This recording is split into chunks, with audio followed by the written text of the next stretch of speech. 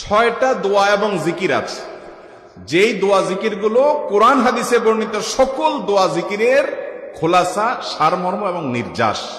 এই 6টাকে যদি কোনো মুসলমান নিয়মিত আঁকড়ে ধরে, তাহলে কোরআন এবং হাদিসের যত দোয়া এবং জিকির আছে কেমন যেন তার নির্যাসটা নিয়মিত সে আমল করলো। বলবো সেগুলা।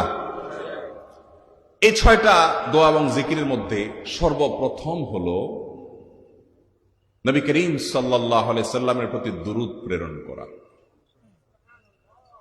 নবীজি সাল্লাল্লাহু আলাইহি সাল্লামের প্রতি দুরূদ প্রেরণ করার আমল এরকম আমল, আপনি যদি সারা দিনে শুধুমাত্র নবীজির প্রতি দুরূদ প্রেরণ করার আমলটাই জিকির হিসাবে সবচেয়ে বেশি করেন, দোয়া হিসাবে যদি এটাই আপনি সারাদিন করতে থাকেন, তো আপনার জন্য যথেষ্ট হবে, আল্লাহর কাছে আর কিছু না চাইলেও চলবে।